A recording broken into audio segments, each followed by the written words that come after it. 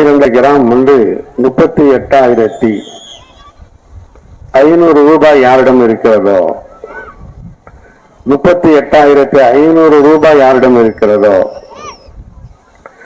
அல்லது 38,500 ரூபாய் மதிப்புள்ள அத்தியாவசிய பொருளை விட கூடுதல் பொருள் யாரிடம் இருக்கிறதோ அவர்களெல்லாம் குர்பானி கொடுக்க வேண்டும். குர்பானி கொடுப்பது கடமை. பிறை 10, பிறை 11, பிறை 12 இந்த 3 நாளில் ஏதாவது ஒரு நாளில் திடீர்த்து பென்று 38,500 ரூபாய் கைக்கு வந்துவிட்டால் உங்கள் மீது கடமையாக ஆகிவிடும்.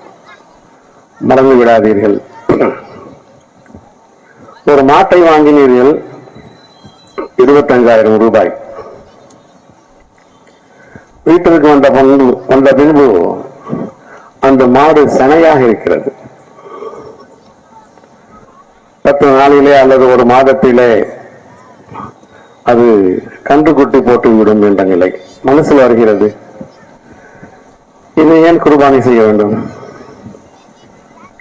குர்பானி செய்துவிட்டால் ஹயாத்துடன் இருந்தால் அந்த கன்றுக்குட்டியையும் சேர்த்து குர்பானி செய்ய வேண்டும். மசாலா சரி, இதை நம்ம சொந்தத்துக்கு வைத்துக் கொள்வோம்.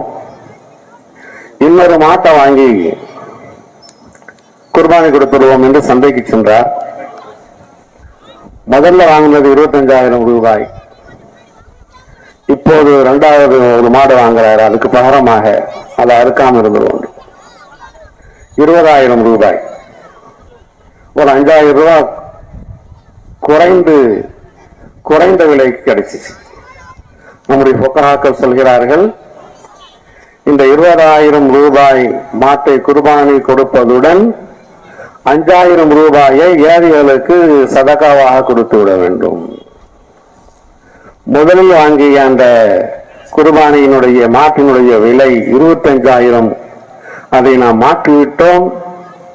2வது 5,000 ரூபாய் குறைவாக கொடுத்து வாங்கியிருக்கிறோம் என்றால் அந்த 5,000 ரூபாயை சதகாவாக கொடுத்து விட வேண்டும் என்று ஃபுகஹாக்கள் சட்டங்கள் எழுதியிருக்கிறார்கள்.